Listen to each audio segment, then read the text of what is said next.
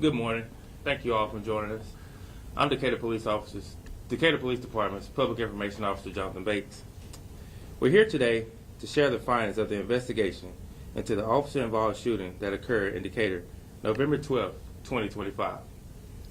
We recognize the seriousness of this incident and its impact on the community. I would now like to introduce Decatur Police Department's Chief Torry Mack, who will address the department's response and actions following the incident. Following Chief Mack, Morgan County District Attorney Scott Anderson will present the findings of the investigation and explain the conclusion reached by his office. At the conclusion of the findings, Chief Mack and District Attorney Scott Anderson will take a few questions only regarding this incident. Chief Mack. Good morning. Good morning. Not a trick question. I'm Torry Mack. I serve as the Chief of Police here in Birmingham. Before I get into it, I want to talk about some life themes that everybody's affected. Choices and decisions.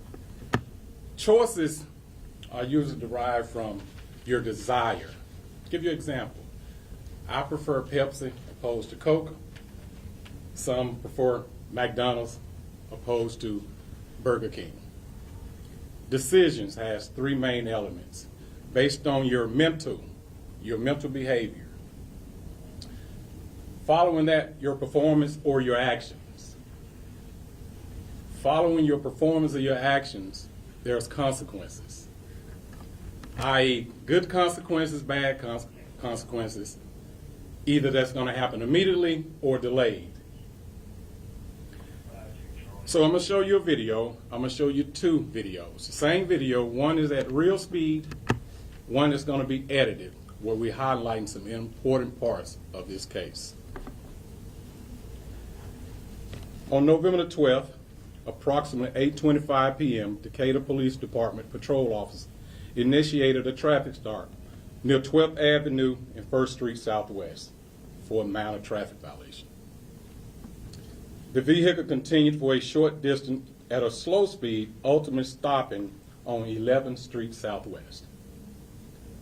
Upon stopping, the driver exited the vehicle and immediately pointed a weapon at the officer. Per departmental training and use of force protocol, the officer perceived it as a lethal threat. He responded by discharging his service weapon, striking the suspect. The officer was not injured during this encounter. Additional officers quickly arrived on the scene and helped secure the scene. Despite the danger just moments prior, they initiated life-saving measurements to the suspect until EMS arrived. The suspect was then transported to the local hospital for further medical treatment. In the interest of transparency and accountability, the Morgan County Sheriff's Office took over the investigation. After a thorough and impartial review, the officer's actions were found lawful.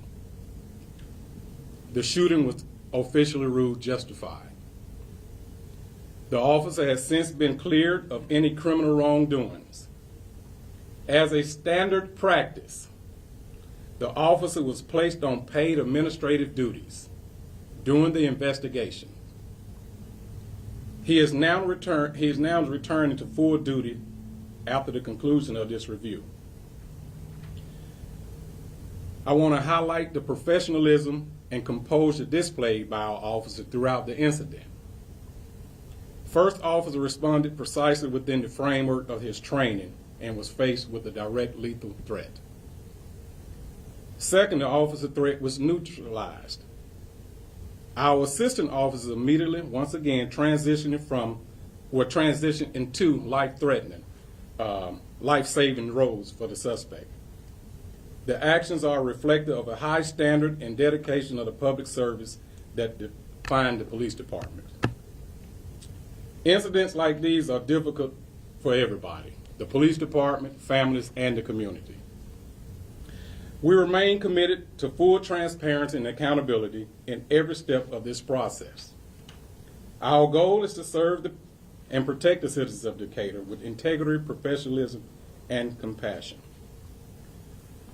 Now I want to show you the video, the real speed of the video, unedited. Then the second one will be the edited. On the second one, I'll give you a play-by-play. I want to hit those lights for me.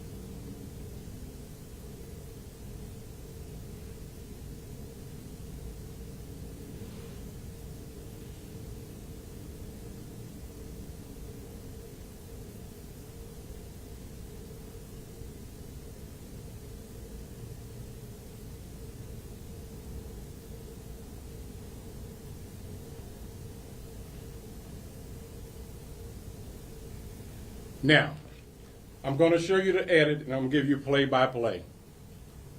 Before we go, when I started, we talked about choices and decisions.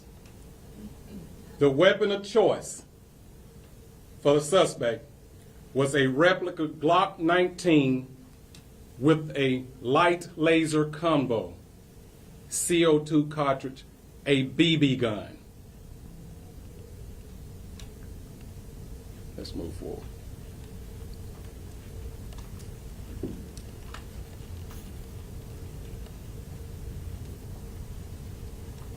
So, as you can see, pay attention coming from right to left. It's highlighted. He missed his turn. Then he overtly made a movement with his vehicle, pulled into where the officer is located. This is what initiated the traffic stop. They both exited the parking lot, made a right onto 12th. The suspect is approaching a stop sign. You notice the lights are activated. He refuses to stop. Going to the stop sign, he didn't make a complete stop. He breezed through, made a left on First. Lights still activated. Approaching the next stop sign, where he failed to stop, makes a right. He makes the decision to stop in the 400 block of 11th. Pay close attention to when he exits the vehicle. You would see him have a weapon in his left hand.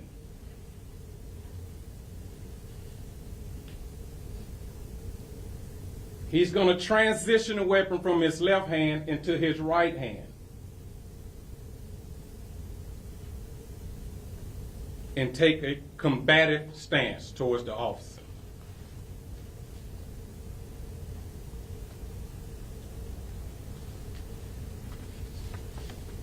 A combative stance towards the officer.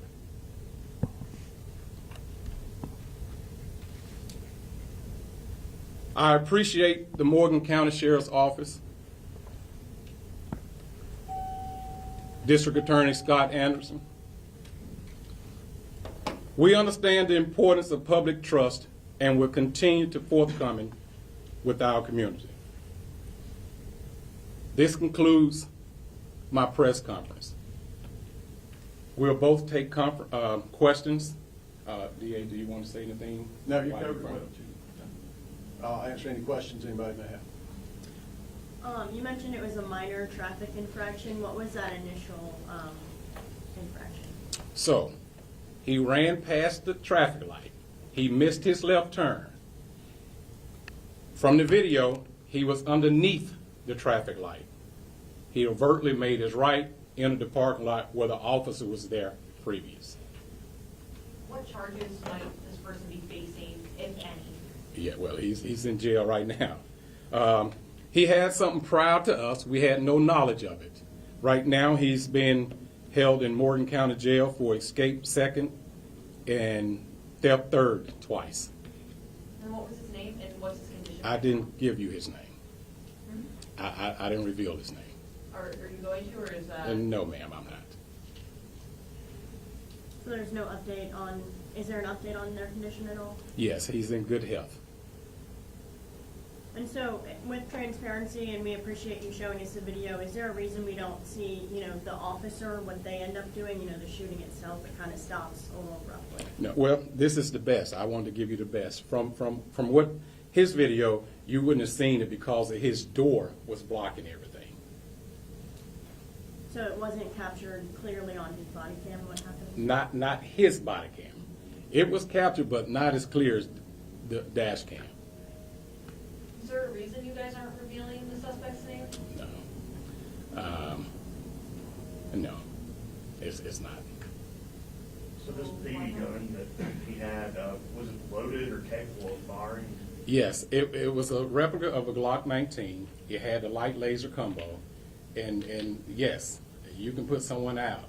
But you put yourself in the officer position at 8:30 at night in the dark, and you have this coming at you. I commend the officer for reverting to his training. And just to be clear, are you going to share the charges that they are being charged with in this case? Yes, I will. But right now, we want to see how did this work? We're trying to see. We're focusing how on far this event. Yes. Yeah. And- On this event. Yeah. The charges from us hadn't been dropped as of yet. Do you anticipate charges in this case? Who are you asking? I guess I know Well, the DA's office. we've not gotten a report on the suspect yet to see what potential charges are there. And I would like to say this. I want to commend the Morgan County Sheriff's Office on the investigation that they did. It was very thorough, and they did a good job in collecting evidence and presenting that evidence to my office. I also want to commend the Decatur Police Department for their professionalism while this investigation was going on. Anything that was asked of them, they did, and it was very transparent, as the chief said. I received the information not too long ago, the case report and the evidence, including the videos. And after looking over that evidence myself with other members of my office, attorneys, we determined that, number one, this officer was legally positioned where he had a legal right to be where he was. He was acting within the line and scope of his duties, and he responded reasonably to a threat that was made to him. So this case will not be presented to a grand jury because there's nothing to present. It's 100% absolutely clear that this officer did not commit a crime. I have another question for you. Since it was a BB gun and not an actual gun, will he be seeing less charges, or could he possibly be seeing less charges because it was a BB gun and not an actual gun? There again, there's a lot of variables that go into that, and I don't want to comment on that until I get all the evidence in the report. Just to be crystal clear, this was considered justified, the officer Absolutely. all cleared Yeah, all. 110% crystal clear. Officer acted reasonably. We have enough time for one more question. Now, did this suspect have active warrants? I mean, you got kind of know why he ran initially? Well, we had no knowledge of it. We initiated a traffic stop with no knowledge of the active warrants. So he had a Department of Correction hold on him. Thank you all for coming. That's nothing. Thank you, guys. Carl. Yes, sir.